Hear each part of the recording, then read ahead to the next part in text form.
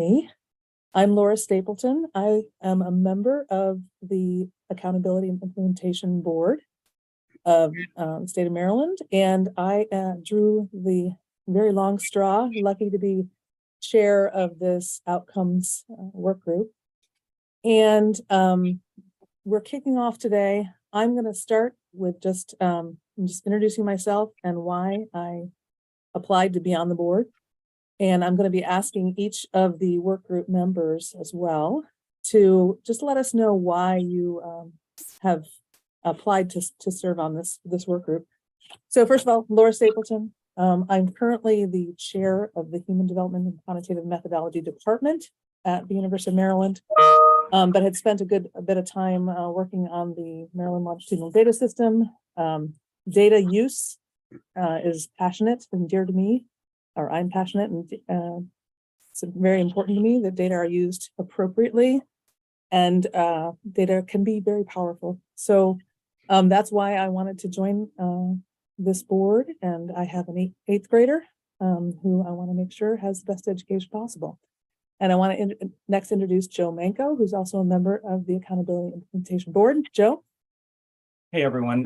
My name is Joseph Manko. I am serving as the vice chair of this data and evaluation work group, but I'm one of the 7 members of the Accountability and Implementation Board. My day job is I am the education program officer at the Able Foundation.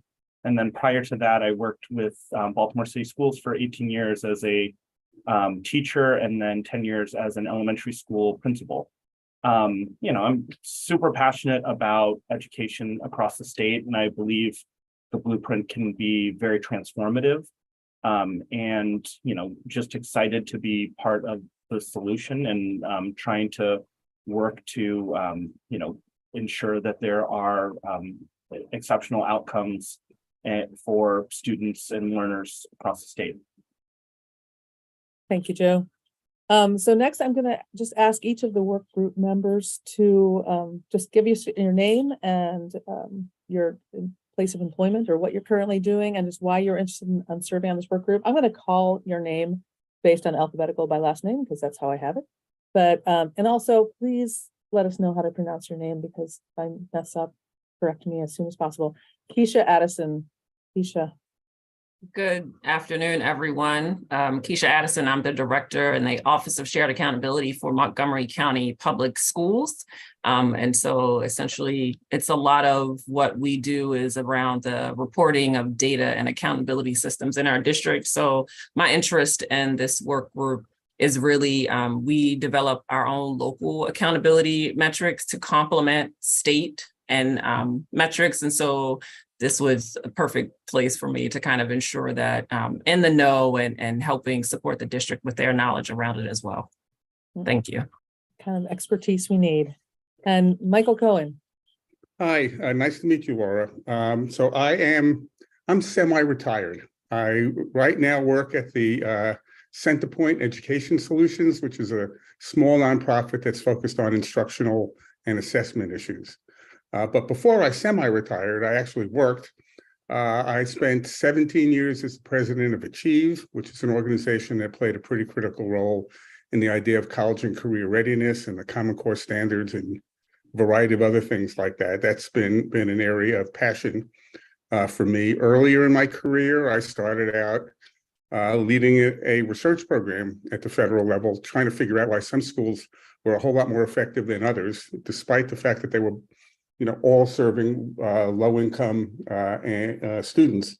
What was going on in schools that made a difference? And that really is something that has been animating me. And then in the middle of all that, I spent 8 years in the Clinton administration, in the secretary's office, in the White House advising the president, and as assistant secretary of education, holding states accountable for administering the tests that everybody hates. But we all have a role to play. So in my semi-retired years, I decided what I needed to do most when I'm doing something professional is doing something for the state of Maryland, since I've lived here for 40 out of the last 50 years. My kids graduated from Montgomery County schools. My daughter graduated from University of Maryland. It's about time I did something other than pay tuition. All right, well, thank you. And thank you for going gardening and joining us. All right, next up is Shamoya Gardner. Good afternoon, everyone. My name is Shamoya Gardner. I'm the Executive Director of Strong Schools Maryland. If you're not familiar with us, we actually came into existence at about the same time as the Kerwin Commission, and we are the largest statewide grassroots blueprint implementation and monitoring and advocacy effort, because we need to see the blueprint implemented with fidelity, and we also need to ensure that it is fully funded to bring about those world-class schools. That's why I'm here professionally and personally. I am a former classroom educator. I taught 6th through 10th grade boys in Jacksonville, Florida, and I take any attempt to deny children what they deserve very personally. Well, thank you for being in the circle instead of advocating from outside of it now. We're glad to have you. Vince Gennario. Well done in the pronunciation, Laura. So that's exactly right. I'm Vince Gennario. Total It's good to be with guess. everyone. You got it. I'm the assistant dean for program assessment at Salisbury University out on the Eastern Shore of Maryland. I applied for 2 reasons to be part of this group. First, my background is in assessment and outcome measurement. I was trained as an educational survey and assessment designer and psychometrician. I do some work with my local school districts in program evaluation, data analysis, and a lot of work with national and international organizations in assessment. And prior to that, I was a classroom teacher, and I've been a teacher educator for about 15 years. My second reason was I've got a kindergartner who's just starting his journey in education in a Maryland public school. So I have that direct stake, like others have said, in the success of the blueprint. So it's good to be here. Thanks, Vince. Tim Guy. We have a lot of G's representing on the call today. So Tim Guy, Director of Assessment and Reporting for Howard County. I am currently also the Local Accountability Coordinator and the Blueprint Coordinator, which I think is a unique set of combination of roles within the school systems. So I applied because I really wanted to kind of have that voice within the space of the implementation of assessment and knowing kind of where the measures ebb and flow and have flaws, and then combining that with kind of the implementation of Blueprint and seeing what we might be able to use or capitalize on that already exists within our accountability framework, and having that strong understanding within that space. And clearly, as the Blueprint Coordinator, I want to be successful in all of our efforts as we move forward as a state. So thanks for having me. Thanks. Chelsea Manges? Correct me. It's Mangus. Mangus. So I'm Chelsea Mangus. I am the Director of Special Education for Garrett County Public Schools. I am also an adjunct faculty member at Frostburg State University, working with special ed courses specifically. I really chose to be a part of this work group and apply for it because I love the opportunity that Blueprint has laid before us to enhance academics for all students, regardless of their differences and their background. So I'm really excited about the opportunities that it provides.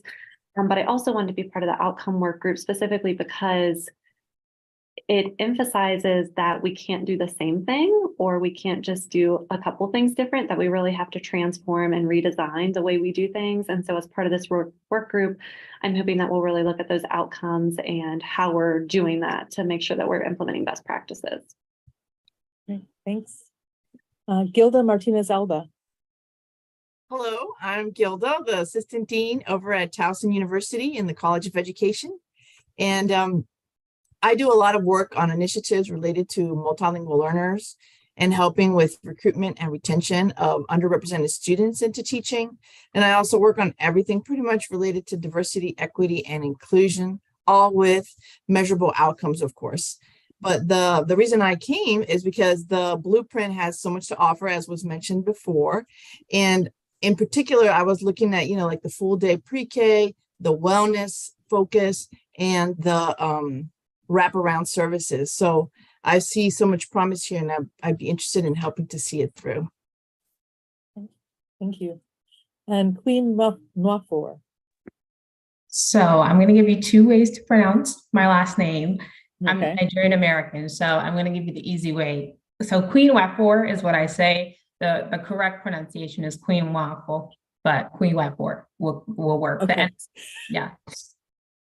Good afternoon, everyone. Thank you for allowing me the opportunity just to introduce myself. I think when you get to the end, you kind of get to death by repetition. But still, I joined this work group both professionally and personally as an education advocate who just truly believes in systems level change as a means of enhancing equity. So the blueprint for me is one tool and piece of legislation that has taken a sincere approach to addressing systemic issues within our education system.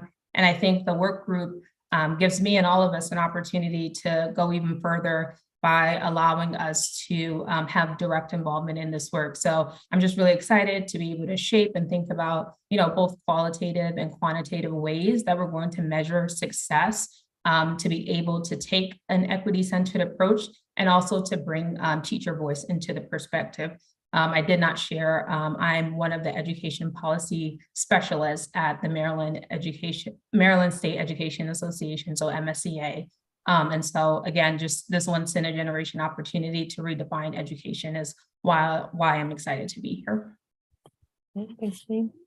And Jenny Wu. Good afternoon, everybody. So nice to meet everyone. I am the Executive Director for Strategy and Continuous Improvement at Baltimore City Public Schools. I started my career as a high school teacher in Los Angeles and have also worked at a charter network in New York, as well as the School District of Philadelphia and now Baltimore City Public Schools. I think a couple of things in terms of why I wanted to be on this work group. I think my work in the strategy and continuous improvement sphere, what gets measured gets done. And I think having measures that we are tracking along the way and, revisiting those as we are implementing the blueprint are important to ensure that we're continuously adapting and changing and adjusting what we need to in order to bring about the outcomes that we want for our students. And so I think I'm excited to kind of be a part of this work to make sure that we're also taking these outcome measures back to Baltimore City and thinking about how we use them to structure our implementation and measure our improvement along the way. In addition to that, I will say I'm so excited to see representation from so many different stakeholder groups here, not only colleagues from other school districts, as well as higher education and community organizations. And I say that because I think it's important when you're looking at these kinds of outcome measures to have multiple perspectives, because, I think I don't want to speak for the folks who work in the school districts, but, often things come to districts and kind of translating it into the actual work is a job in of itself. And so having those of us who work at districts and in different places involved in thinking through these outcomes, I think is really important for the outcomes to actually be real and for them to be attainable for the work that we're doing and all of our the organizations we're representing. So I'm excited to be a part of that as well. Thanks. Thank you, Jenny. And that explained well our sort of selection process in trying to create this group. We wanted to be as broad as possible in terms of stakeholder representation. And we'll talk a little bit later about how we will have additional review or comment from other stakeholders who might not be in this particular room. And in this room, there are 3 more groups of people that we need to introduce. The next set is we have equity consultants who will be listening to our meetings, looking at our documents, and kind of raising a flag saying, wait a second, have you considered this? And really providing us that equity lens that we know is very important in this work. And so the first of those consultants is Ivory Tolson. So Ivory, could you introduce yourself, please? Sure. Good afternoon, everyone. My name is Ivory Tolson. I'm from a suburb of Maryland called Washington, D.C. I'm a professor at Howard University in the School of Education Counseling Psychology program. I'm also the National Director of Education, Innovation, and Research for the NAACP. Looking forward to working with you all.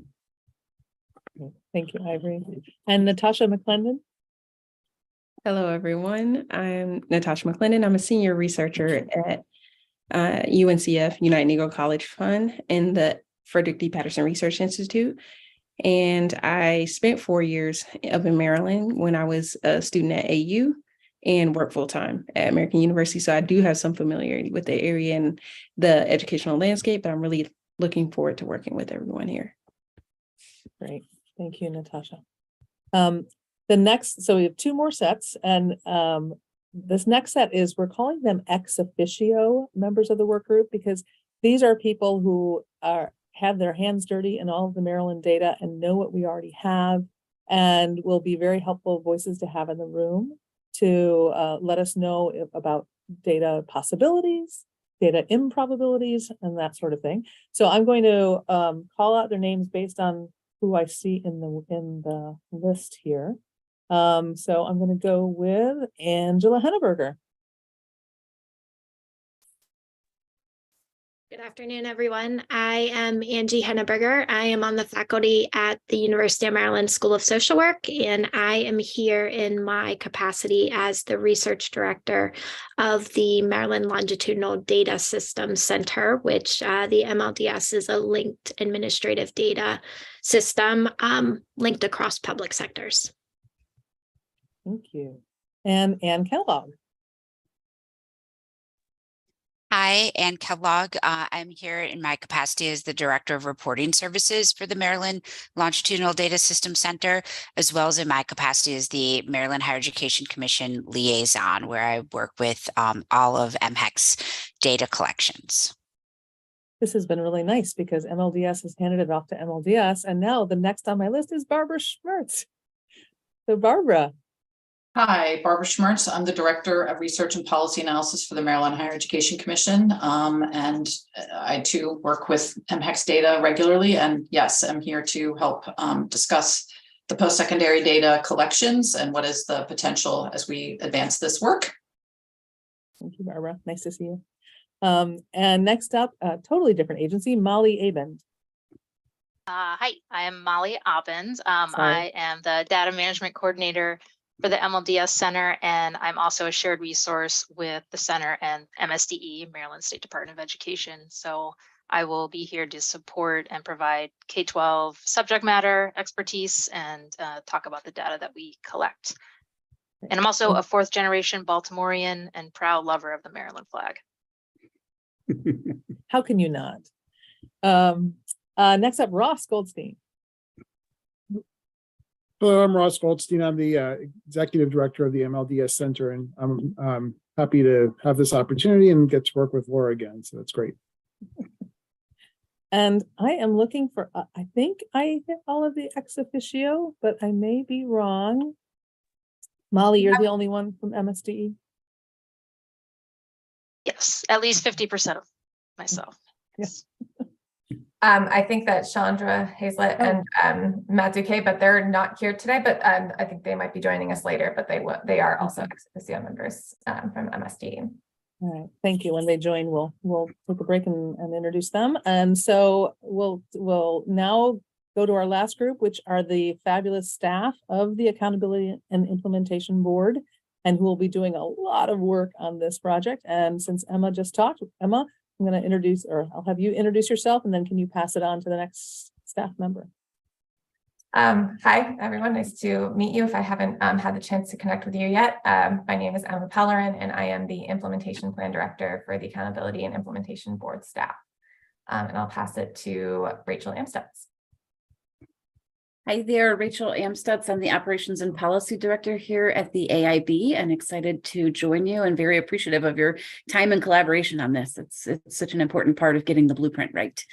And I will pass it to, I think Graham Harding is still here. Yeah, unmute. I'm muted. My name is Graham. Thanks, Rachel. I'm a management associate here at the AIB, so I'll just be helping support the other staff members and try to help things go smoothly in the background. And then we have Rachel Heiss. Hi, everyone. I'm the Executive Director at the AIB, and as many of you know, worked with the Kerwin Commission in developing what has now become the blueprint, and just really pleased to have so many great minds working with us as we tackle such an important topic. So, and I think I'm up next, but I'm not sure if there's anything in between. I think you're up.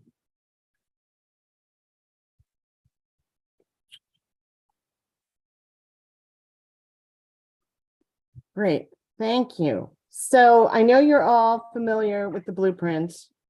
We didn't want to go into that per se, but I did just want to, quickly talk about the initial blueprint comprehensive plan, which hopefully you all have your very own copy of. If you do not, please let us know and we will mail one to you. It's kind of nice to have the hard copy because it's long and it's something that I think is going to be I've already kind of tabbed pages and written in it, and it's one of those kind of documents, I think. And also for anyone in the public who is listening and would like a hard copy, there is a Google form on the AIB website, which is aib.maryland.gov, where you can request a hard copy of the plan. And so a big part of the plan was identifying the blueprint's expected outcomes, and then working into the implementation by the state agencies and local agencies to actually achieve the expected outcomes. And those expected outcomes, for the most part, come from the statute directly, and also from the Kerwin Commission's reports that provide a little more detail than the statute in some cases. And overall, the blueprint comprehensive plan identifies the what, the when, the who, and then also the key requirements and guidance for successful implementation. So what needs to be implemented to achieve the expected outcomes, the timeline, when they need to be implemented, who's responsible for implementing them, and then through the AIB's process of working sessions and public feedback and engagement with the public and stakeholders, identifying the key requirements and also additional guidance for successful implementation. And above all, and several of the work group members noted this as you were introducing yourselves, what's so important to understand about the blueprint is that it really does require rethinking how we do things in schools, in public schools, and rethinking the systems and the strategies that are being used to really transform our education system to accomplish what the blueprint is calling for, which is, it's a lot.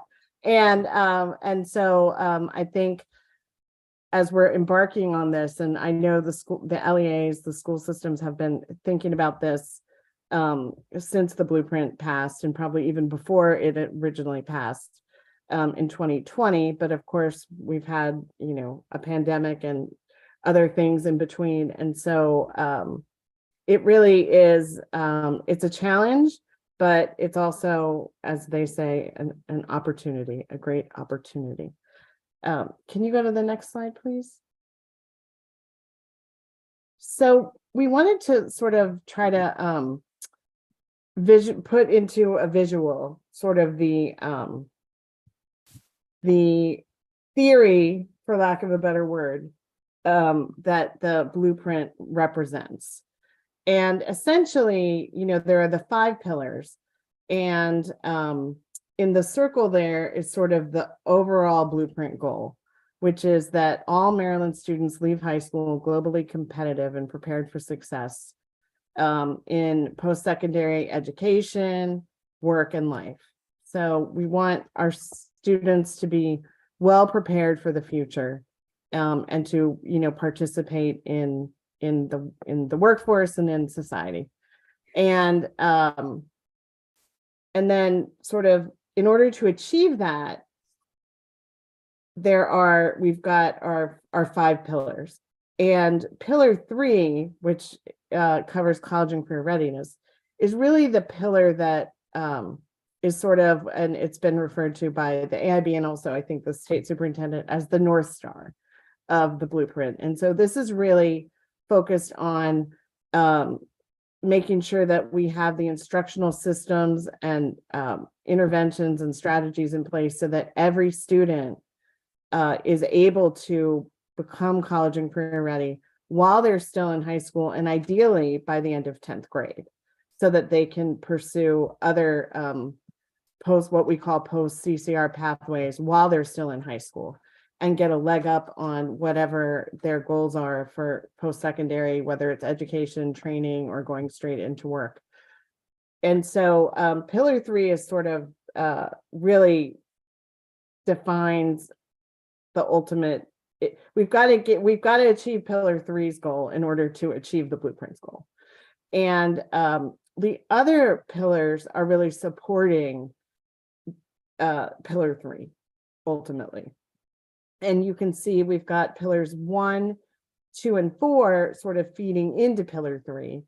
And so early childhood and preparing students as early as, or helping students, and I shouldn't say students, I should say children, as early as possible in their to become ultimately ready for kindergarten is really the main goal of pillar 1.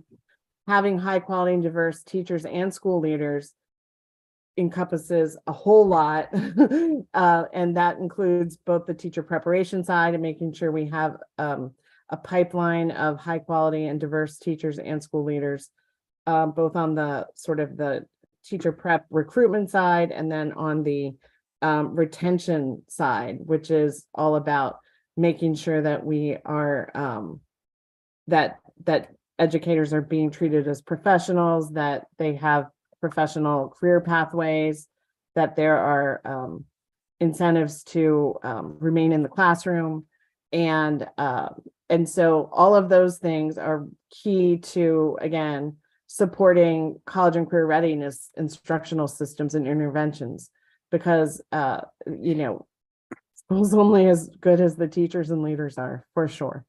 And then pillar 4 is really focused on the additional resources that some students need to be successful, and making sure that those resources are available and being deployed in ways that support students both academically and also their other needs. Because one of the Kerwin Commission's one of their, I call them aha moments, was really recognizing that obviously this is not rocket science, that if students are hungry or have are dealing with traumas that they can't focus in class, or whatever is going on in their lives, if those things aren't addressed, they're not going to learn.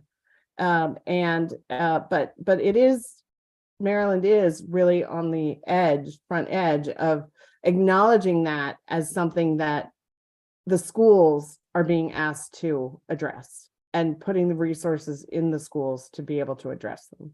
So pillar 4 clearly feeds into pillar 3 as well. And then pillar 5, which is about governance, which is really focuses on the establishment of the AIB and the AIB's role, as well as and then accountability around implementing the blueprint, and that includes like the expert review teams in the State Department of Education. Those are all things that are sort of supporting the implementation of pillars 1, 2, 3, and 4. So we wanted to just provide that graphic as sort of a high level picture of the vision of the blueprint, really, or the theory. We really struggled with it. Is it the theory of action? Is it a theory of a change? We, all those terms I know have their own meanings. So whatever we want to call this, but it's really, I think it's a good visual. And the next slide, and apologies because some of this is quite small, but these are all taken directly from the comprehensive plan.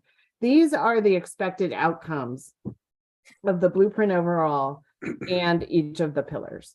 And so if you kind of take a lot of what I was just describing in pillars 1, 2, 3, 1, 2, and 4 leading into 3, leading into the overall blueprint goal. This is just another way to visualize that. But this is the structure that the blueprint and the blueprint comprehensive plan is based on. So for each, for the blueprint overall, which is in the front of the plan, and then for each pillar, there is the expected outcome of that pillar, and then we drill down from there. And so I will not read these to you, but I think you're all familiar with them.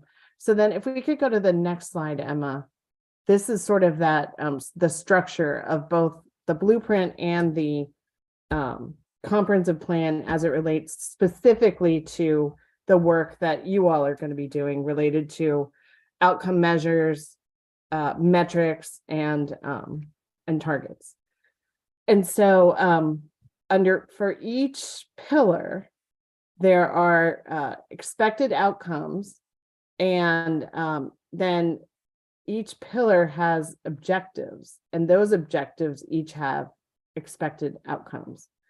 And we're going to get into this later in the meeting, but the outcome measures were then developed to relate to the expected outcomes that were developed in the plan. And some pillars have more have a bigger expected outcome than others. And actually, sorry, Emma, could you go backwards? So pillar 1 is it's a fairly straightforward expected outcome, which is that all students enter kindergarten ready to learn. And that's, you know, in all ready in sort of every meaning of that word, including physically, social, emotionally, and developmentally, and academically, of course. And then if you look over at pillar 3, it's much longer. There's a lot more to unpack in pillar 3. And so it has more expected outcomes, and therefore it has more pretty much of everything. And so, sorry, Emma, you can go forward now. So you can see that some pillars have fewer objective level expected outcomes than others. Pillars 2 and 3 probably have the most, I would say, than 1, 4, and 5. And I think that might be the last slide for me. Oh, no, I'm sorry. The next, yes, thank you. The last slide. This is in the comprehensive plan, but we wanted to highlight it because it is such an important aspect of the blueprint, and it's what the blueprint is all about, which is achieving equitable outcomes for all our kids. And so we just wanted to highlight that the AIB specifically noted in the plan and will be monitoring blueprint progress, looking at disaggregated data whenever possible, so that results averages aren't hiding lower performance by certain types of students, or maybe it's not even a type of student, but really to dig into the data so that there's real transparency around what is happening, and identifying if there are particular student groups that are either overachieving or underachieving, to sort of identify that and sort of tease out what that means. And also disaggregating data related to at the school level and educator level whenever possible as well.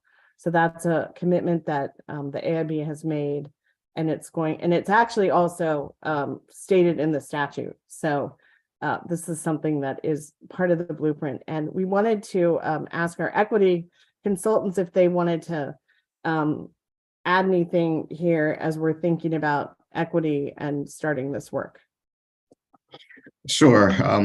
One of the things I think is important for us to recognize is that the nature of the way that we use data and the way that we need to communicate data, share data, tell stories with data, and humanize the data and bring people into the data conversation is emerging a lot. And I think that we have to be mindful of that when we start to share instruments, select instruments, and interpret instruments, measures. And so one of the things that we're going to be really looking at closely, or a couple of things we're going to be looking at very closely, is the types of measures that we're using. We're going to look at how we analyze that information and also how we make meaning from that information. We tend to equity or to advance equity, it's important for us to disaggregate the data by race and gender. But it's also important for us to not make the kind of comparisons that lend itself to creating an appearance of one group is a standard and another group is a problem. So with that, we're going to be trying to drill down as deeply into the data as possible, use people to help us understand the data as opposed to data to help us understand people. Where possible, don't stop at just comparing races, but dig more deep into the data, looking at subgroups within groups, so that we can find growth indicators and have more of a strength-based approach. So just kind of wanted to add that broad overview. Also want Natasha to chime in because she's looked at some of the measures specifically. Yeah, so I've done an initial scan of the outcome measures for clarity and thinking about reliability and cross-cultural validity, and thinking of how some measures may be reliable for one group but not for another. How do we consider issues around cultural adaptation, cultural bias, fairness, cultural content bias, construct bias, prediction bias, and selection bias? So how do we think about those when we're creating outcome measures and thinking about equity being the center of that?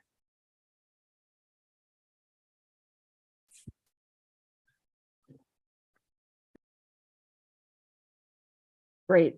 Sounds like exactly what we should be doing. And we're really happy to have you both on board to be working with us on this. Yeah, and I'll just say we are very excited, but just wanted to give you our initial thoughts around some of the things that outcomes. Yeah, no, that's great. That's really great.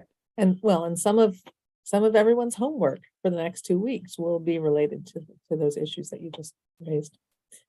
I think I'm up next, Emma. So you all might be thinking, what are we doing? What am I here for? So I just wanted to clarify what the purpose of this is, what our scope as a work group is. We're an advisory capacity. We're going to make recommendations to the board, to the AIB, related to the outcome measures to include in the comprehensive plan. And as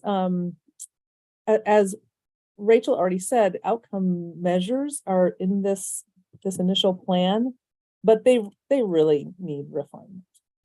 And that's what we're going to be doing. So we're going to review and refine those outcome measures that are here.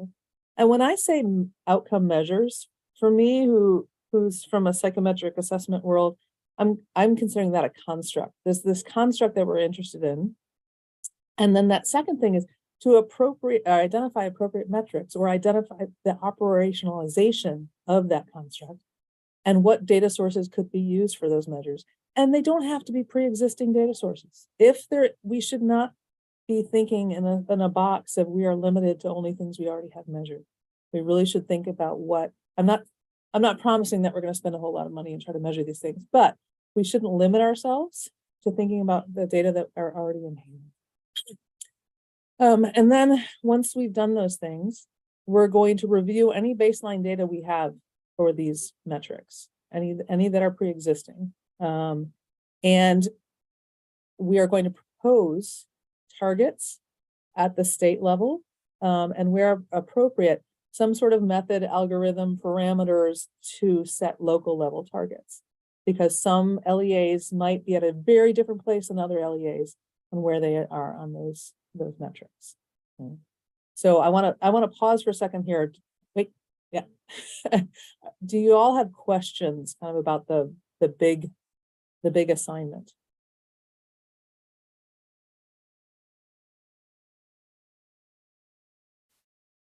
I haven't taught in 5 years, but I still have my wait time abilities.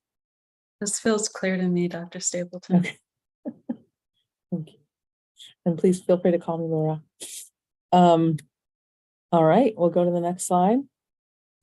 So now that we know our scope, I just wanted to clarify kind of where our scope falls within the other entities that are working in this area.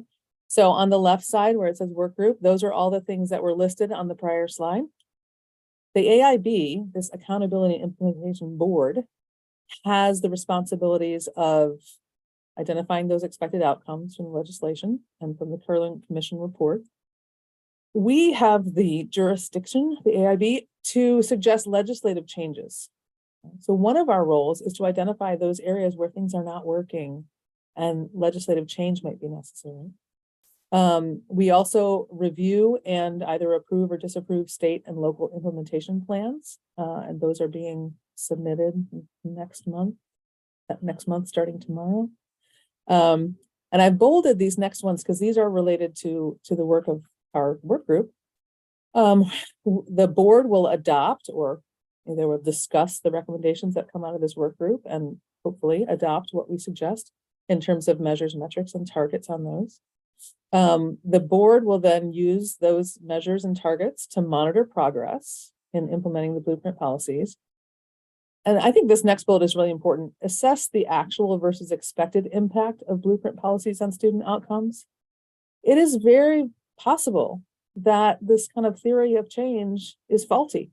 That there's this assumption that if every kid has a seat in a preschool classroom, that they're going to now do well on their KRA. That may not be an appropriate hypothesis. Okay? So we're going to be monitoring where that logic kind of falls down. And that might be related to either changes in legislation, changes in how things are implemented at a local level. And then finally, the board is responsible to disseminate information on the blueprint implementation to the public. So we have a communications mandate. There's also a program evaluation, a midpoint and a final program evaluation that is legislated to occur. And so the board is responsible for contracting out for an independent evaluation. And so that process is not on an annual basis, although we will collect data on an annual basis that will inform that external independent evaluation. Are there any questions on these three scopes? I can't be that clear, but I'll take it. I'm going to turn the next slide over to Joe. All right, so I'm going to review some of the, I guess, more or less work group norms or some of the logistics associated with the work group. So first and foremost, it's been really important for the AIB throughout this process to, try to promote a very transparent process. I think there's an acknowledgement from the board members that in order for the legislation and the blueprint to be successful, there needs to be kind of joint ownership and support across the state from all stakeholders, parents, students, teachers, school-based staff, district staff, folks at the state level, and everybody throughout the the entire apparatus. So because of that, all the meetings will be live streamed, and we're trying to do this to be as transparent as possible. Our goal in the work group is to reach some level of consensus. Now, we know some of these issues may be, there will be tensions that exist, and the idea was when there's tensions that exist, that those get surfaced and explained, so that when the recommendations are ultimately made to the AIB for a vote and approval of these outcome measures, that they're able to see clearly what the tensions are that exist and the different viewpoints. There's going to be a lot of work associated with this work group, and I think a good amount is going to be conducted in between meetings by agency staff, both by the AIB staff, but also by our partners at MSDE and MHEC and MLDS, and a lot of our ex officio partners. So, just for one, a lot of gratitude on the front end for all of our agency partners for all of the work that they're going to be doing in between meetings in order to support this work group and to prepare the work group members for, best position them so that when we have these live stream meetings that the time is well utilized and we have the information that we need in order to move forward. There's also going to be some work that's going to be asked by the 9 members of the work group in between the meetings. So, once again, thank you to all of you for signing on and being volunteers for this really important charge. And thank you for the time that you will be present for these meetings, but also all of the background work that will be done in preparation for these meetings. And then the way that we had kind of envisioned and designed this is, or conceptually, is in addition to the 9 members of the data and evaluation work group, we also have individual pillar advisory groups. So, the vision was to kind of use this as an accordion and expand out the membership to include these advisory committee members when that particular pillar is discussed. So we have the 9 standing members of the work group, but your ranks will grow by 6 with each additional pillar, because there's 6 advisory committee members on each of these pillars. And the advisory committee members are, many of them are more practitioner based. So that's where we'll have the opportunity to hear from teachers, we have students on each of the advisory committee pillars, and be able to surface voice of a lot of the practitioners that are working day to day and can speak to what this data looks like in their individual classrooms or schools. If you could go to the next slide. And going along with the our charge and our focus on being transparent, we have gone through and identified a method for public input. So we're going to initially have 2 forums for public input. One is we are inviting members of the public to sign up to attend particular work group meetings. And this will be an opportunity for individuals to share testimony, to raise concerns, and we'll give an opportunity for the public to provide some feedback on what's going on during the work group, provide some insights, and give testimonials on things that will hopefully make the decision-making of the work of the data and evaluation work group better. And for times when they're not able to give public testimony, our vision is to have an opportunity to provide written feedback through a shared public document that's going to be accessible on the website. And this will hopefully provide an opportunity for members of the public to continue to provide continuous input throughout the process, and hopefully strengthen the outcome measures and the metrics that we are looking at. Anything to add, Dr. Stapleton? Nope. Thank you. All right. Emma, you're on. I think it's over to you, Emma. Okay, thank you. And just following up on that last part about the public input and the links that will be available on the website, they are not there yet. And we'll be sure to post that on Twitter and send it out when those links are available. But just wanted to share that they aren't there yet, but will be soon. So I'm just going to quickly talk about the phases of the outcome measures work group work, namely that there are 2 big phases over the next 4 months. We have March, April, May, and June. We are operating under the goal of getting the recommendations, getting the findings to the AIB around the outcome measures, metrics, targets that the outcome measures work group will set by the end of June or early July for the updated Blueprint Comprehensive Plan.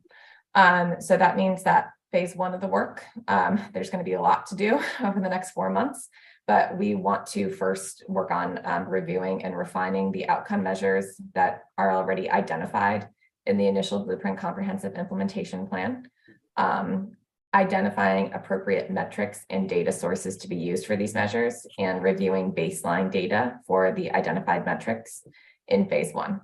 So that will take place between March and April of this year, in the next 2 months. And then from the end of April, beginning of May to the end of June, through the beginning of July, we're going to be working on phase two, which is setting state level targets for outcome measures and identifying a method for setting local level targets. So we have these two big phases, and that's informing the content of our future meetings, which we have not sent out the dates for yet, but we will be sending calendar invitations. But we are trying to make sure that we meet around once every 2 weeks over the next 4 months, but we are adding in an extra meeting in April. So these are the proposed dates right now for the upcoming meetings. And you'll see that they take place generally every other Tuesday from 3 to 5 p.m. We do have 2 meetings, one in April, one in May, where we're looking at moving that to Monday due to previously identified conflicts. But otherwise, it will be from 3 to 5 every other Tuesday. And you'll see that the phase one meetings are organized around the pillar outcome measures and identifying metrics. And we'll be explaining this a little bit later.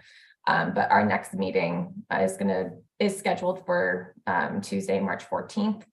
And that's where we'll be discussing outcome measures for pillars 1 and 2.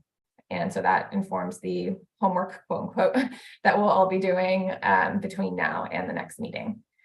The meeting after that, March 28th, we'll be looking at metrics for the proposed outcome measures for pillars 1 and 2. And we'll also be discussing our review of pillars 2 and 3 outcome measures. The meeting after that, we'll be looking at pillars 2 and 3 metrics, and then pillars 3 and 4 outcome measures. And then after that, we'll be looking at the metrics associated with pillars 3 and 4, and then discussing the outcome measures for pillar 5. Now, these are all draft plans and thinking about, what the meeting content looks like moving forward. This isn't completely set in stone. We know that things might change, but this is, our general idea of how these things are going to be moving forward. And you'll see that the first meeting in May, we're going to be shifting to, the final meeting of April, beginning of May, we're going to be shifting to a discussion of targets at the state and local levels. So again, this is our rough plan right now for how this work will look moving forward. And if there are changes that need to be made, we will certainly convey those and make sure that there's a awareness of that. Does anybody have any questions about this scope of work and the upcoming meetings for right now?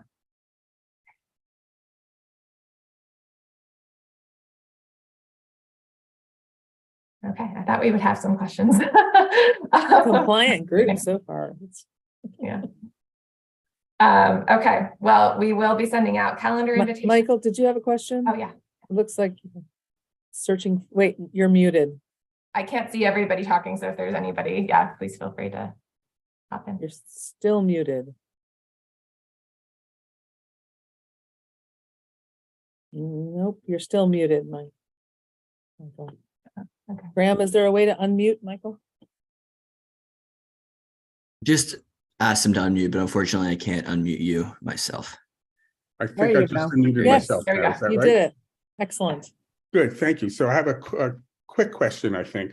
If I'm following the timeline for upcoming meetings, right, we're moving with relatively small amounts of discussion time, right, to go from metrics to targets.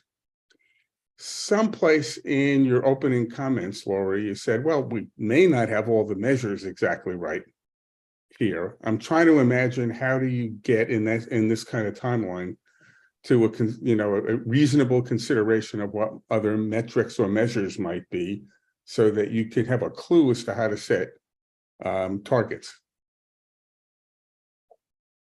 Totally agree. This is a very aggressive timeline. The staff will be working. So poor Emma there will be working this whole time with additional staff. AIB will be hiring during this time as well. Right. And so hopefully, you know, with the homework that people will do on the side and send into the staff will present at these meetings for discussion, and we are going to be super efficient. Yes, I would love 2 years to do this. We don't have 2 years. Okay, understood. Thank you. Very good question. And like we said, you know, there's going to be potential changes down the line, but yeah, it is an aggressive plan. And we're very fortunate to have everyone contributing to this work group, and very confident in what we're going to be doing here, and excited to work with you all. Great. Shamoya, looks like you had a quick question. Yeah, I'm curious about whether there are any opportunities along the way for a sort of public session on our work thus far. Yeah. So that was part of our discussion in terms of looking at the timelines and thinking about, can we reserve one of these meetings for a public working session? And just thinking about the scope of work that we have over time and how little time we have. We thought that it would be better and create potentially more access to have more frequent opportunities for public input, as opposed to putting in a single session and converting it to a working session. We thought that it would be better to invite people to come in and present testimony or present feedback in more meetings, but just maybe for smaller amounts of time, and then have this public document that's always available on the website for people to provide feedback, that others can also read their feedback and written comments too. It won't just be limited to, you know, you put in a Google form, you can't see what everybody else has said. Those comments will be publicly available for everyone to read, and we will bring that discussion to the entire work group. If there's a trends in terms of public feedback or concern that we feel should be brought to the work group for discussion, we will talk about that in the work group meetings. And but that definitely was a point of consideration with the public input and how we were going to facilitate that. So yeah. I appreciate that. No, question. Definitely. And I'm really, really excited about that ongoing opportunity. In the stead of that, would it maybe be possible for us to let the public know once we've reached the end of meetings for April? Because it does seem like a good chunk of the work will be there for folks to review around metrics and some of the outcome measures we've got so far. And it might alert people who can't keep pace with all the meetings. So maybe sending out some kind of progress updates over time that summarize the work that's been done in these meetings and making that publicly accessible. It sounds like, yeah, I think that's a great idea. Yeah. Thank you for raising that. That's a great idea. And I think Joe and Gilda, if you wanted to ask a question or share a concern. I'm not sure who raised their hand first, but Gilda or Joe.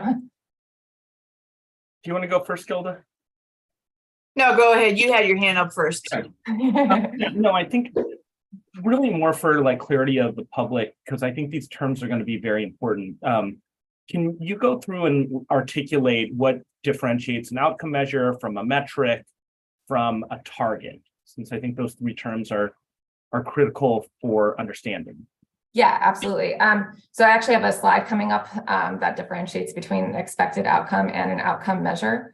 And really the metric, so maybe we could say that for just a minute and then we can go through those definitions. And we'll be also providing full definitions as we move forward of what all these terms are, just to make it very clear. But that's a good question, Joe. Thank you.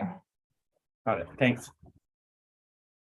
And I was just wondering, so you have here 1 and 2, and then on like the meeting in on 328, it's 1 and 2, and then 2 and 3, and it's all like planned out already. But I'm just curious, would it be better to have, you know, the 1 and 2 outcome and 1 and 2 metrics on the same day, 2 and 3 outcomes, 2 and 3 metrics on the same day, so that people could see that at the same time?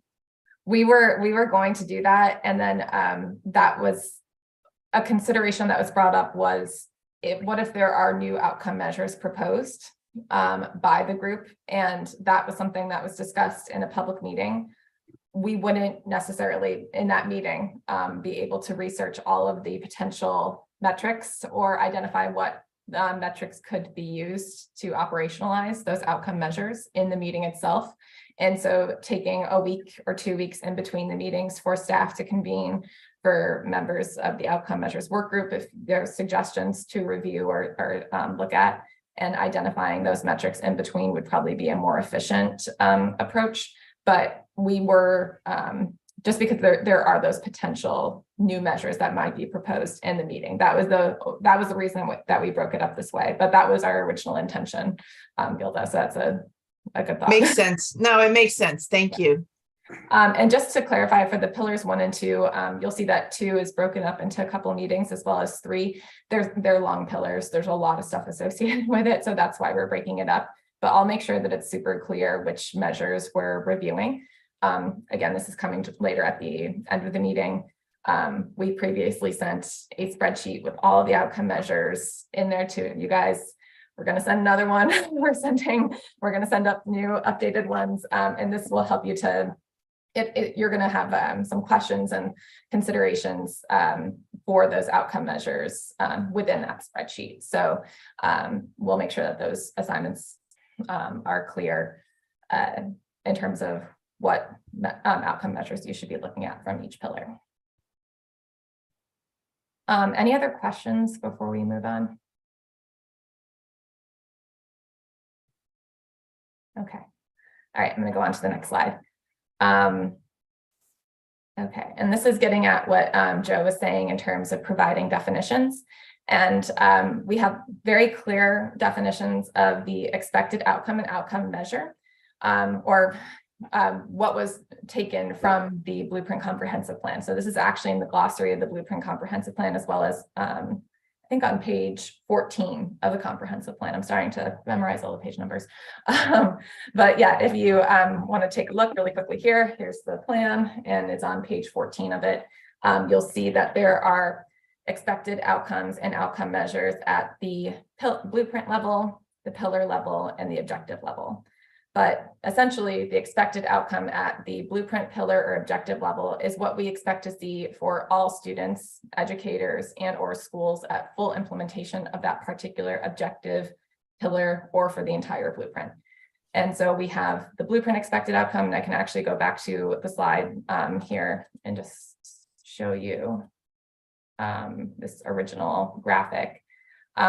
These are the expected outcomes at the blueprint level, and then at the pillar levels. So just to remind you of what that looks like. And then we have the outcome measures. I'm just going to move forward here. That is how the AIB will assess progress toward meeting the particular objective, pillar, or blueprint expected outcome. And those are what we're going to be focusing on over the next few weeks, along with metrics. But for today's meeting, we're specifically focusing on the outcome measures. The metrics will be looking at how we operationalize the outcome measures. And when we're thinking about targets, we're looking at what we are expecting at the state or local level in terms of progress towards implementing this particular objective, pillar, or the entire blueprint overall. What does that progress look like in a particular frame of time? Not just looking at what is the end goal in terms of a percentage or what that looks like for a particular student group or students overall, but what progress will we be making over time towards reaching that ultimate goal. And we'll provide, again, written definitions of metrics and targets in a subsequent meeting. Today, we really just wanted to focus specifically on the outcome measures, since that's what we're going to be looking at over the next 2 weeks, especially. So does anybody have any questions about these definitions? Okay. Okay, so again, how the AIB will use the outcome measures. We've seen this before, so I just want to remind you that this is for monitoring the implementation of the blueprint to help the AIB understand what is working and what can be improved along the way, especially keeping in mind that part of the AIB's charge is to recommend legislative changes if we're seeing, as Laura indicated earlier, that the expected outcome is not what we're actually realizing or achieving. So that's why the outcome measures are so crucial towards monitoring implementation. And that's a huge part of the importance of this work is to ensure that the blueprint is being implemented with fidelity, but also are there ways that or things that might need to be changed or improved once these policies and practices are implemented. Okay. So there are different types of outcome measures that we just wanted to highlight, and I've already said before with the 3 levels of the blueprint outcome measures, which is at the blueprint level, the pillar level, and the objective level. So you should be able to see those all in the plan, and again on page 14. It's also important to acknowledge that there are some blueprint expected outcomes that are going to be implemented on different timelines. Some are expected to be implemented in phase 1 of the plan, which is essentially fiscal years 22 through 27. And then others are going to be implemented in phase 2 of the blueprint plan, which is fiscal years 28 through 32. So that's an important thing to keep in mind as we move along in terms of reviewing the outcome measures. This last part, I think, is not as apparent, but something that we wanted to show and talk about today, which is that some outcome measures are connected to a single expected outcome, and then others are connected to several expected outcomes. And so there's not going to be a one-to-one delineation always of a expected outcome with an outcome measure. There might be a single outcome measure that's going to be used to measure several expected outcomes, or there might be one expected outcome that has several outcome measures, because we want to make sure that it is comprehensive and we are measuring every aspect of progress towards implementation. So just to help explain that, we have a couple of examples here from pillars 1 and 2 at the pillar level outcomes. So the expected outcome, as Rachel stated earlier for pillar 1, is very clear, that all students will enter kindergarten ready to learn. This is pretty straightforward, and we have 3 outcome measures that will be used to assess progress towards meeting this expected outcome. One, that the overall KRA results improve over time, and following the blueprint's full implementation in fiscal year 2032, all students demonstrate kindergarten readiness. The second is that gaps in readiness between student groups decrease over time, and following the blueprint's full implementation, these gaps are eliminated. And then the third outcome measure is that gaps in readiness among students served by public and private providers decrease over time. And following the blueprint's full implementation, they're eliminated. So this, again, these are all in the comprehensive plan, and you should have seen these in the spreadsheet that we sent over to you. But we wanted to convey that these outcome measures and how these are related to the expected outcome, looking at all of these different outcome measures, you should see if these are all met, then the theory behind this is that this will help to ensure that the pillar's expected outcome will be met. And if I could just chime in on this, Emma, I've had trouble conceptualizing this, because to me, really, the one measure that's key for all of this is the KRA score, and how we define kind of how we're going to operationalize. There is a KRA score, but do we use it at the domain level? Do we use the overall? Who is included? Who's excluded? And then these others are comparing. They're comparisons. So some of these may be based on a single measure, but they're an analysis of that measure, or we've used them in some way to create this new measure. So I just wanted to throw that out there, so that if you're looking at this and things look askew a little bit, but others have looked at this and it looks askew to us too. But I think I can sort of figure out what we're talking about measuring is KRA scores, and then looking at sort of differences, trends in, etc. Yeah, thanks for confusing it more.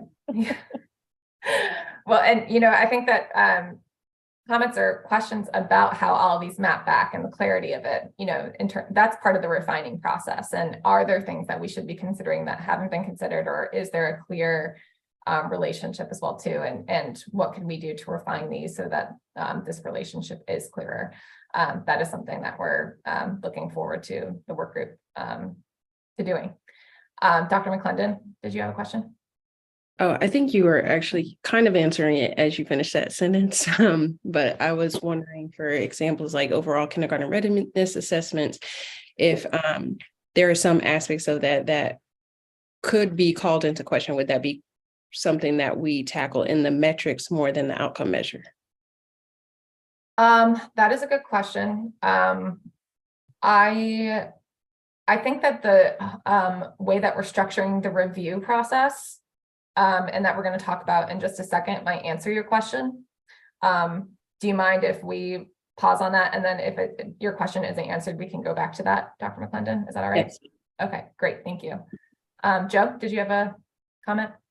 Yeah, I mean, it's in some ways it's piggybacking off of what Dr. Stapleton said, and I think actually maybe in alignment with Dr. McClendon, but I do wonder if this is, this is a single measure that we're looking at and we're just disaggregating amongst subgroups. And, I guess the question then is, would there be an instance in which we would not disaggregate amongst subgroups or not want there to be parity amongst subgroups? And if that's something that we want universally, then maybe we're just looking at these particular metrics with the expectation that across all the metrics that we're looking at, that there is equity amongst the subgroups that are being analyzed.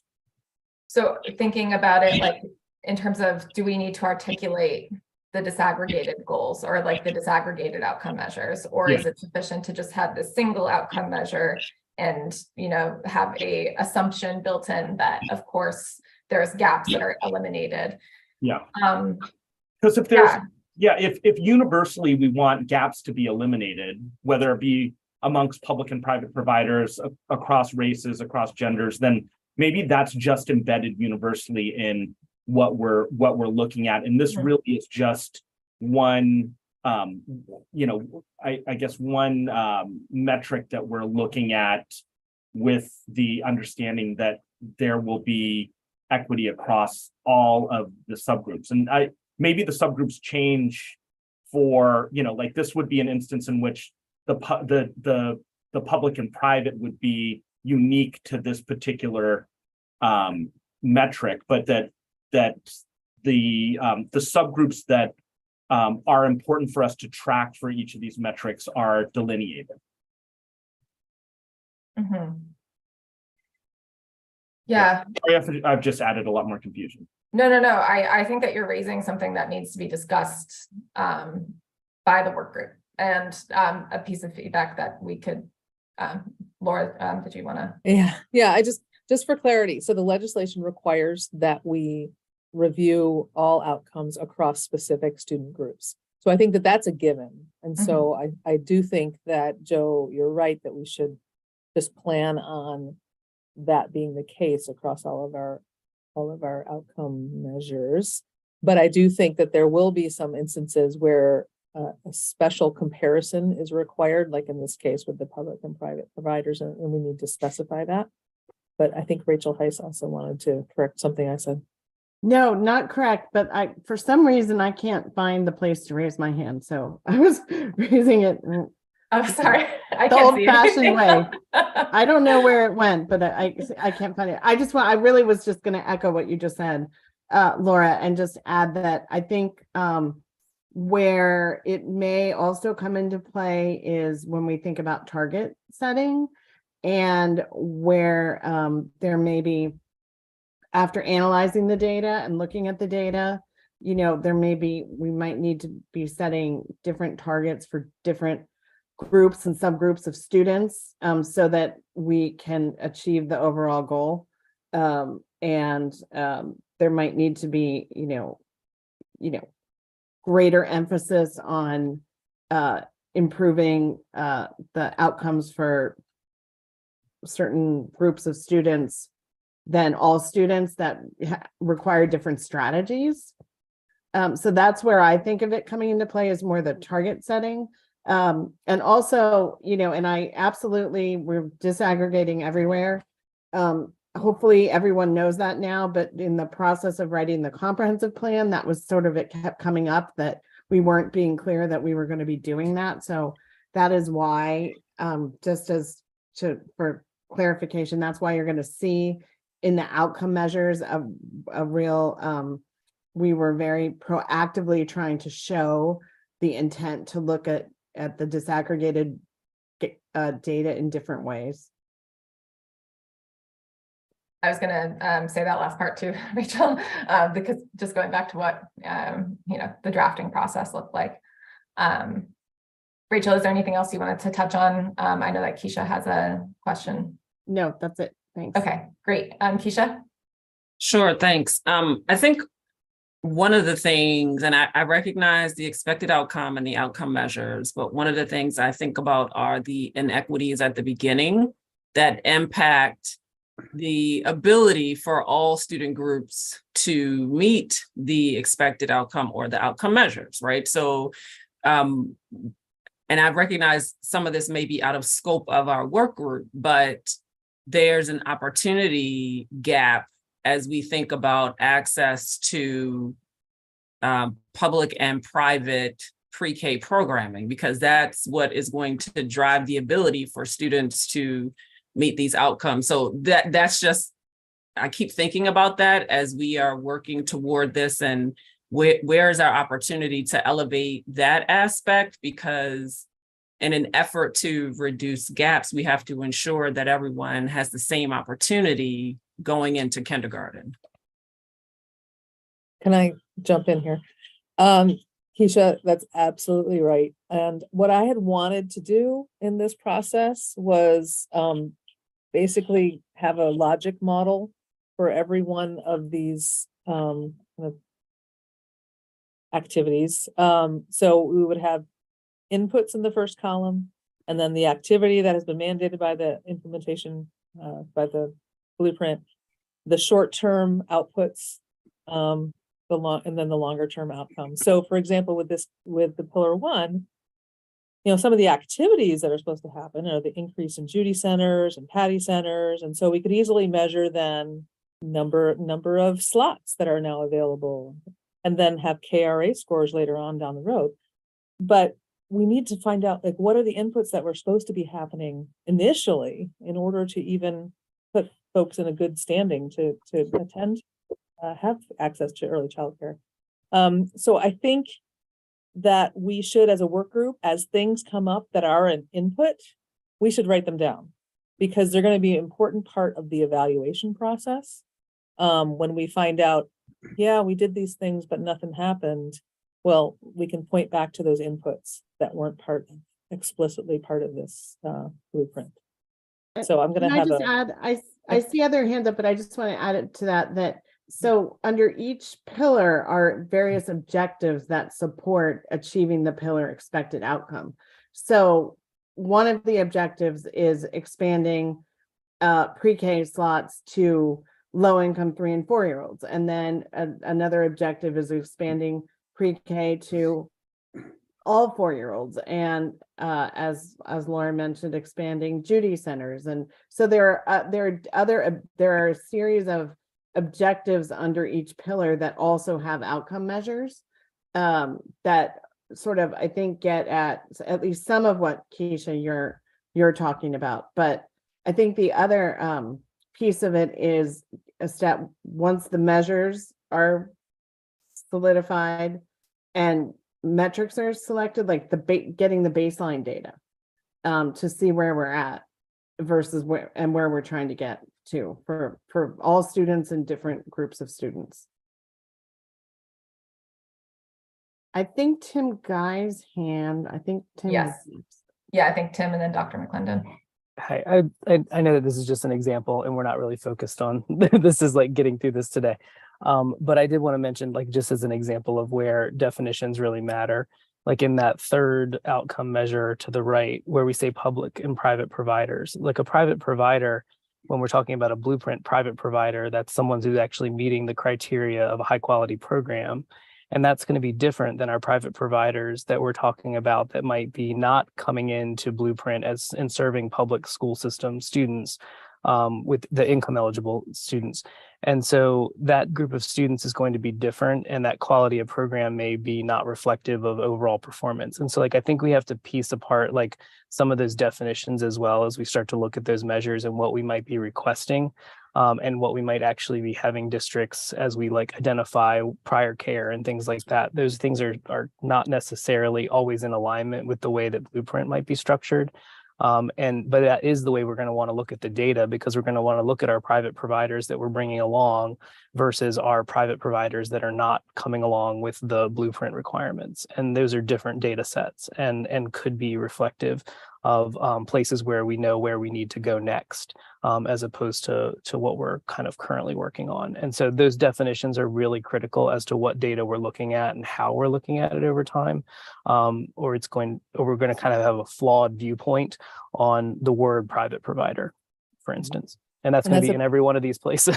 And that's a perfect example of what's going to happen in our metric discussion, where you're going to say, it can't be said that way. And we'll say, thank you so much for being here.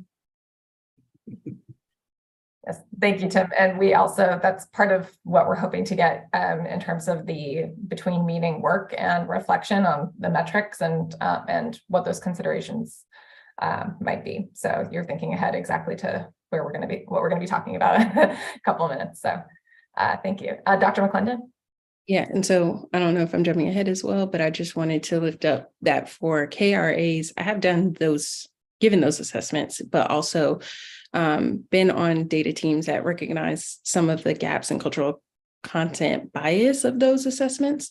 And so just wanting to make sure that we lift up how there are gaps across how students are assessed in terms of being ready physically, social, emotionally, that those do not capture across different ethnic, racial, cultural groups, and making sure that we kind of take that into account. Like one example is showing like experiential learning is not measured in the same way that other socialization to classroom learning is.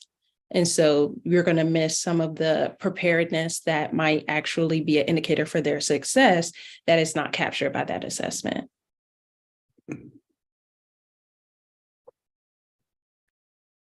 Thank you for lifting that. Laura, did you want to say something? No, I was going to say the same thing. Okay. Yes, thank you for sharing that consideration. And I'm trying to take some notes as we go through here today about what we're raising here in this conversation. But anything that we are raising or any other considerations that you're having as we go through these, we're definitely going to have more discussion in the next meeting about this, but also opportunities to write them down, send them to us in between the meetings too, and send them to the entire group. So just wanted to share that, and we'll again talk about that in a couple of minutes. So any other questions about this example? I could move to the next one. Again, we were trying to show the comparison between outcome measures and outcome measures and expected outcomes where there's not a one-to-one mapping. And in this case, for pillar 2, this is the pillar level expected outcome, which in fact, in the comprehensive plan is written as a single sentence, but there's really 3 parts to it. So that's why we're breaking this up with the sentence starter up here, and then identifying the 3 really expected outcomes that are embedded within that sentence. And so this might be an opportunity for refinement as well. And so, but this is how it is currently presented in the plan. That Maryland will have a high quality and diverse teacher and leader workforce that approximates the diversity of Maryland students statewide and by district, is sufficient to fill all needed positions and roles in schools and districts across the state, and provides teachers with professional learning opportunities to improve student outcomes and additional responsibility, authority, status, and compensation as they gain expertise. We have 2 outcome measures that are related to these 3 expected outcomes. So there's clearly not a just single outcome measure tied to a single expected outcome. This outcome measure around teacher preparation candidates and graduates increasingly reflect the diversity of students in the state And by 2032, these candidates approximate that diversity are in sufficient supply to meet Maryland's workforce needs and meet new rigorous graduation standards.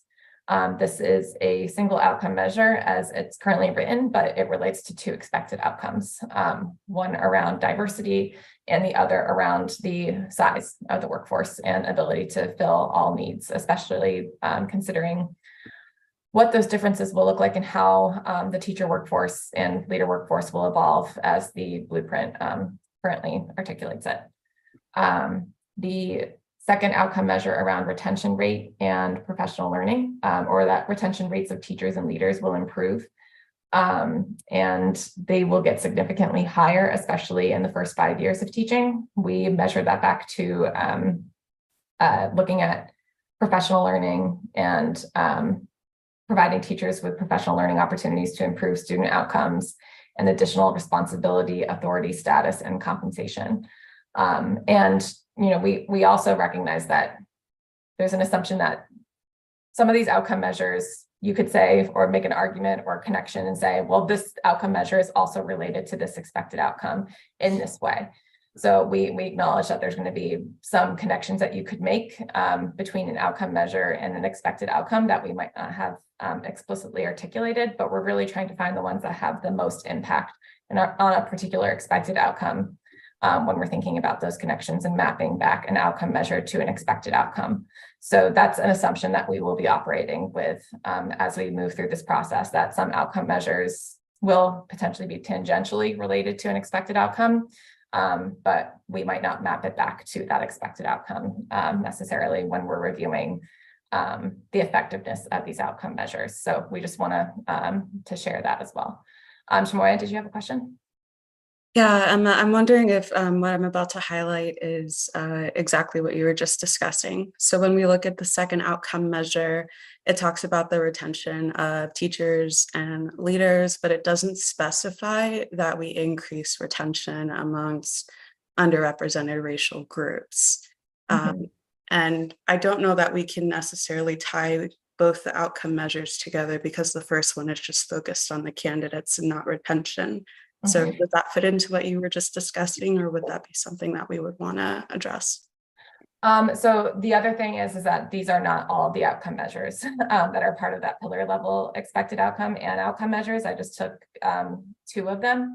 And so when you're reviewing the outcome measure and expected outcome, and you're seeing this gap or something that's potentially not being measured that will have an impact on the expected outcome, that's what we're hoping we can surface, and might require an additional outcome measure to be drafted to ensure that the outcome measure and expected outcomes are comprehensive and there is that validity and everything is being measured. Does that answer your question? Yeah, it does. Thanks. Okay, great. Thank you. Thanks for surfacing that. Dr. Cohen? Yeah, thank you. First of all, can you hear me? Am I on? Yes. Oh, good. Yeah.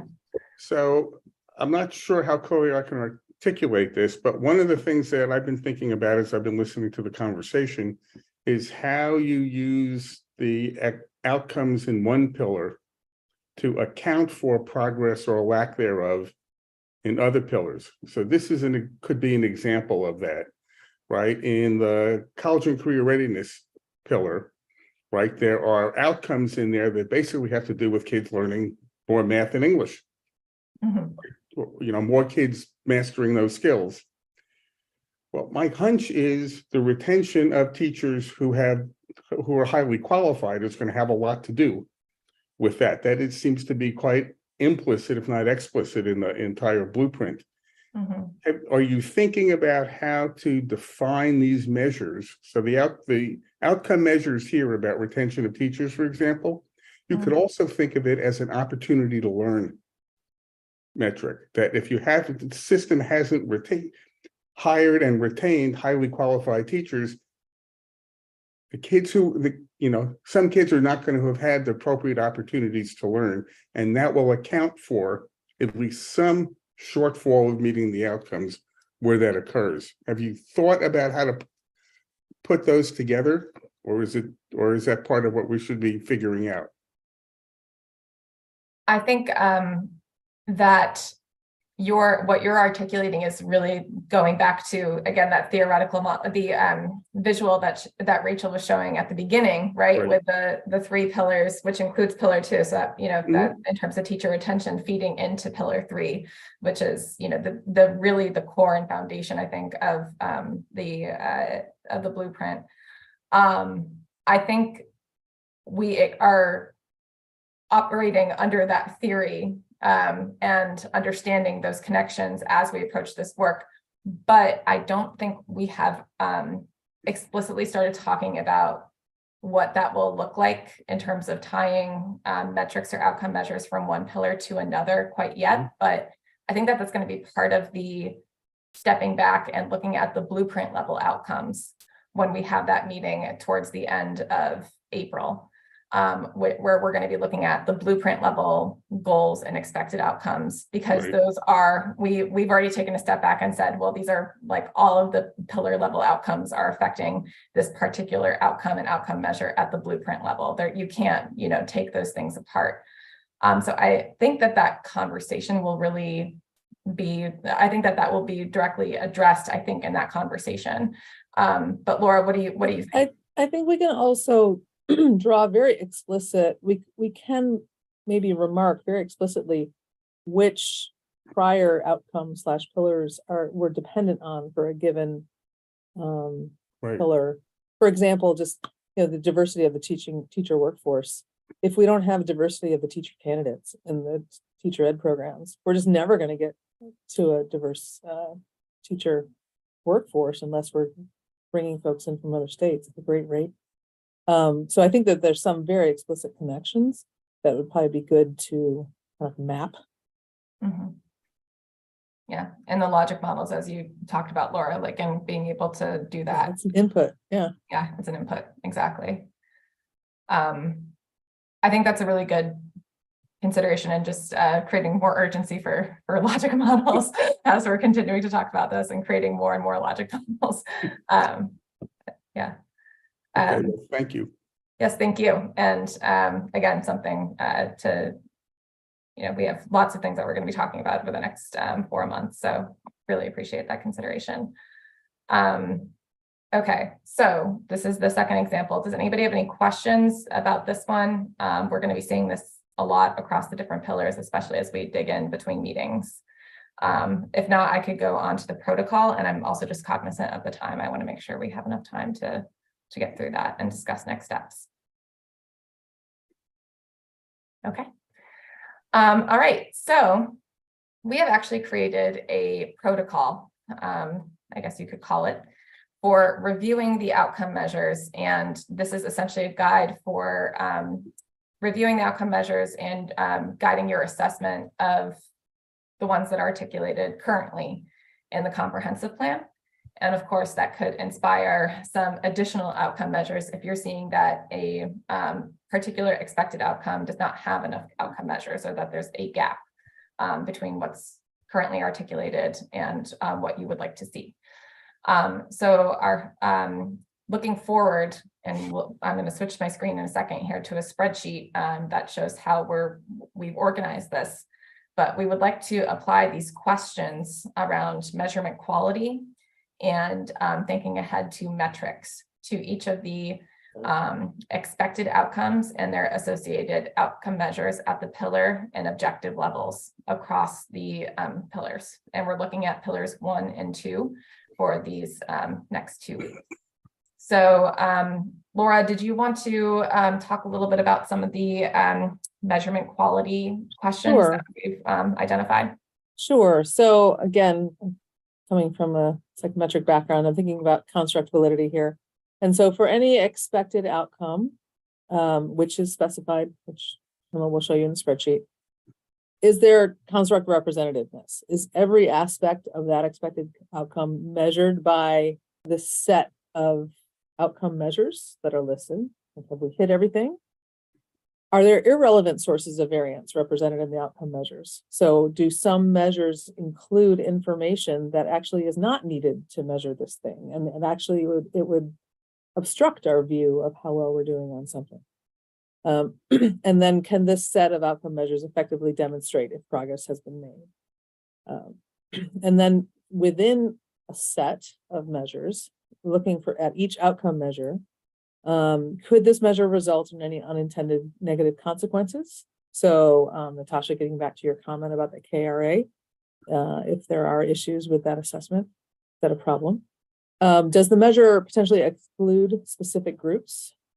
Are we going to be missing some sort of subpopulation because they're not measured by that thing? And is the measure duplicative or unnecessary? In some ways, we, as a group, we might want to start talking about kind of prioritizing which ones really tap into this construct of interest and which ones are maybe as not high priority or duplicative. In general, when I look back now at some of these outcome measures, I want to tease things apart because things are thrown in together, kind of double-barreled or triple-barreled outcome measure, as stated in the initial blueprint plan. So when I attack the spreadsheet, I will be separating things out. So for clarity for myself. But then when we think about metrics, thinking ahead to metrics, we'd love for you all to think about, are there data that are already appropriate for this measure? That are already out there? If they're not, like, what does that data look like if we're going to collect it? And if there are data already available, is it available for all the subgroups that we have? Actually, Emma, in the spreadsheet, we might want to mention what the subgroups are that we are mandated to report on. Yes, I can do that at the top and create just a row just to show what that looks like. Certainly. Thank you, and I can show how we've organized the spreadsheet because we've actually are separating it out into specific pillars. First, just wanted to regarding the measure duplication, we're looking at it from a inter-pillar and intra-pillar over time level. So if a measure, you're seeing that there's a particular outcome measure that even within the pillar, you're seeing that's been repeated. We would certainly like to identify that. And then over time, you might just see that, this outcome measure is being repeated or is very similar to an outcome measure or expected outcome between pillars 1 or 2, or, from the blueprint level to the pillar level. And, that's something that we expect to see over time if there's some potential for that. So I just wanted to quickly explain that question. Does anybody have any questions overall about these guiding questions about this protocol before we move into the actual spreadsheet? Okay, I'm going to stop sharing for a second while I switch screens here.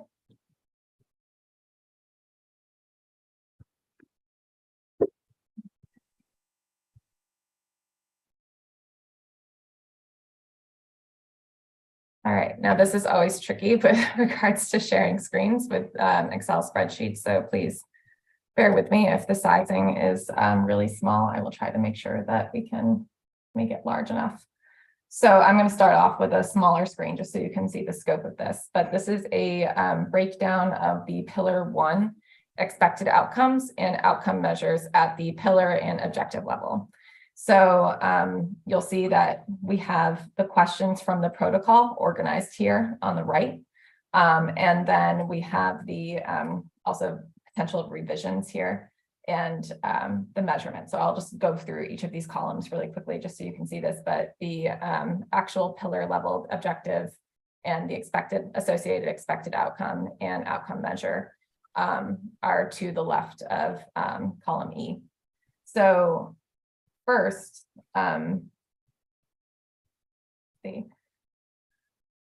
obviously these are all for pillar 1, since this is in the pillar 1 tab, and we'll be sharing this spreadsheet with you so you can either use it as a Google sheet and input this information live and just share it with us, or you can download it, fill it in, and then send back this document to us as a regular Excel spreadsheet attached to an email, whichever one works best for you. This has NA as the objective because what we are seeing here is the pillar level expected outcome. So the expected outcome is in column C, and then the associated draft outcome measures are in column D. You'll see that there's 2 blank rows here. We have that for everyone, and you're more than welcome to add on more blank rows if you need it, if you see that there's a need for an additional outcome measure and you would like to draft that and send it in as a suggestion if you see that the proposed draft outcome measures are not comprehensive enough.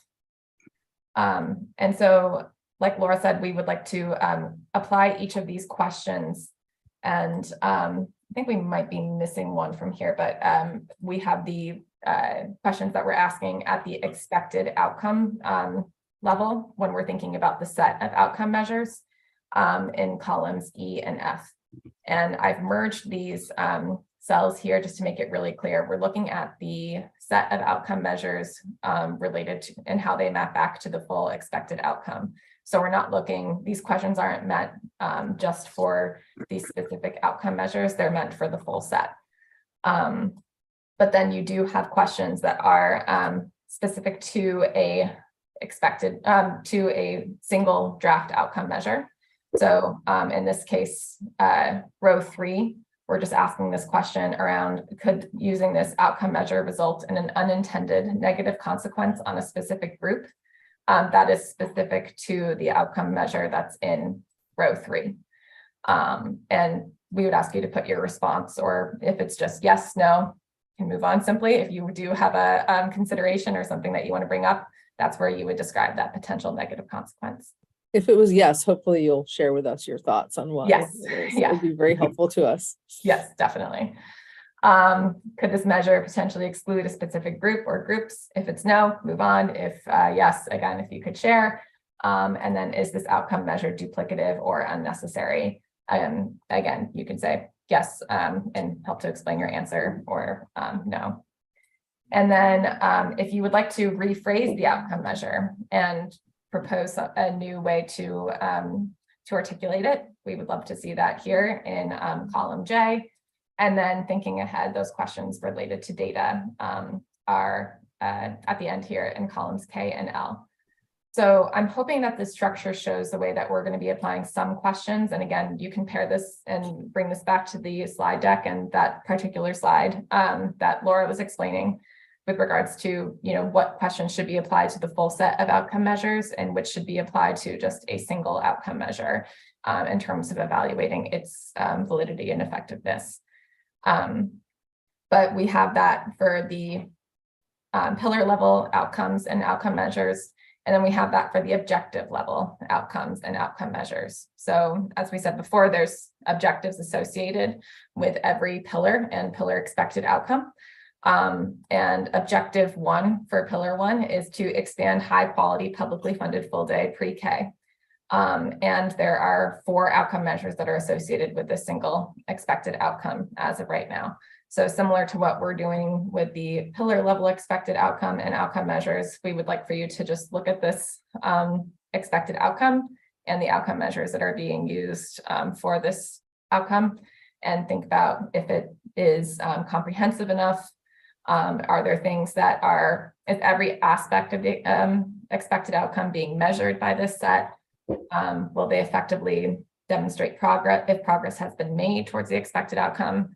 And then looking at each discrete outcome measure and thinking about if it could create an unintended negative consequence, if it could be particularly potentially excluding particular groups, and if it's duplicative or unnecessary. And you would do the same thing with the objective or the outcome measures for objectives 2 and 3. And I think that's it for the pillar 1 set. And we have, we're going to be looking at half of the outcome measures for pillar 2 as well. And it will be organized in the same way that we're seeing here. Does anybody have any questions about how this is organized? Or what we're asking you to do in the next 2 weeks with this spreadsheet. And I'm going to talk about that again in just a second, but essentially how the spreadsheet is used and set up.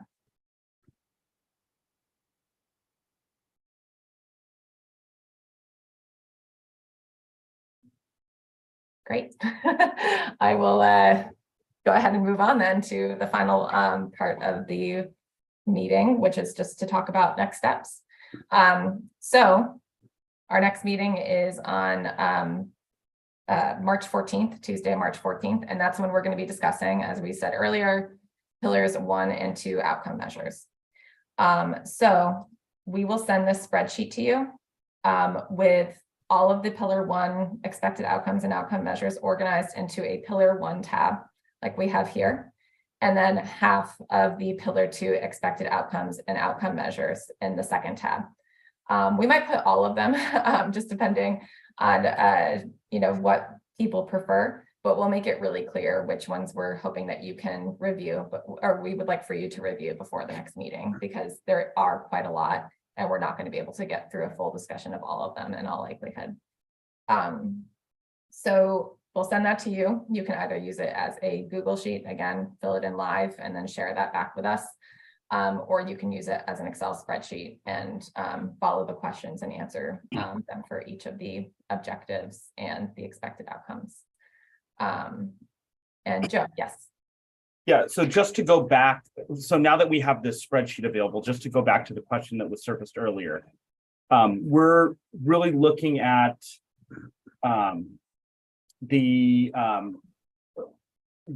outcomes and the outcome measures, and then that those last 2 columns, K and L, where we talk about measurement, those are the metrics that we're looking at, and then the targets are going to be at a later point in phase 2. Is that correct?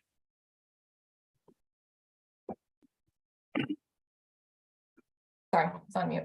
Yes, so this next meeting is going to be focused on outcome measures, but then the meeting after that is where we're really going to be talking about metrics. But we want to start considering the potential data sources that will be associated with those outcome measures. Got it. But that's a good clarification. Thank you, Joe. Bless you. Okay. So we will be sending out the Google Calendar invitations as well for future meetings. I will be looking, you should be looking for those from my email address. Yeah, sorry, Jen, go ahead. All right, sorry to be the wheel or whatever. When, just so we are clear on our homework, when do you want the Excel chart completed by? Very good question. So really as soon as possible, but everyone has jobs, everyone has things that they have to do. So we're cognizant of that.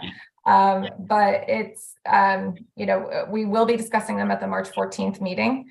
I think that the thing to just keep in mind is that if we are not able to see the spreadsheet or your review of the pillar outcome measures and expected outcomes, we just might not have a response prepared in the meeting itself. If you raise something or your review raises something that you would like to be discussed in the public meeting, it just might need to be something that we, have to check on, or we might not be able to answer in the moment, but we could circle back around for the following meeting. So really it's, that's just a consideration to think about, but obviously, we know that everyone has things that they have to do beyond this, and we appreciate any time that you can devote to this in between meetings, and we recognize that this is commitment. So and then we're also hoping that this spreadsheet gets filled out by the 9 members of the by the 9 standing members, but also by the ex officio members, or yes. Yeah.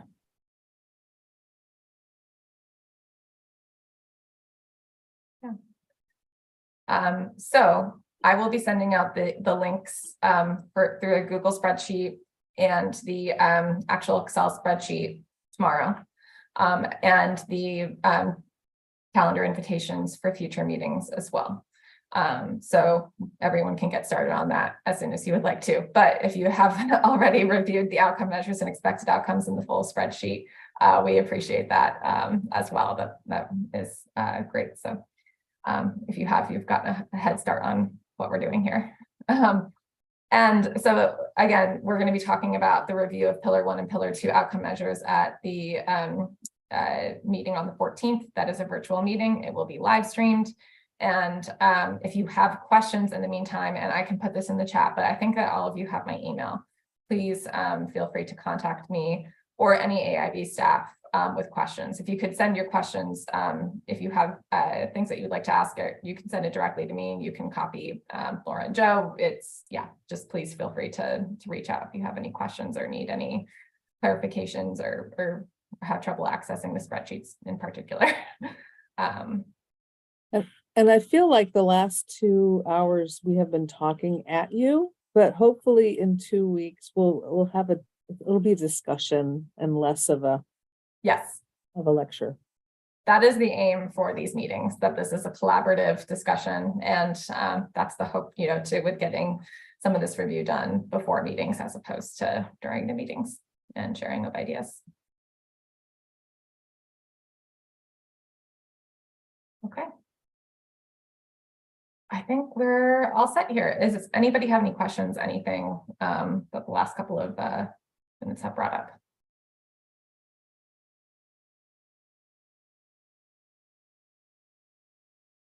Okay. Well, we really appreciate all of your time and your commitment to this work, and we're very excited to work with you all. So thank you so much. Thank you, everyone. Yeah, thanks, everyone. Thank you. And if you have asked for a hard copy of the plan, you should get it by the end of the week. It's in the mail. So I just wanted to let you know. Thank you all. Thanks. Bye. Bye, everyone.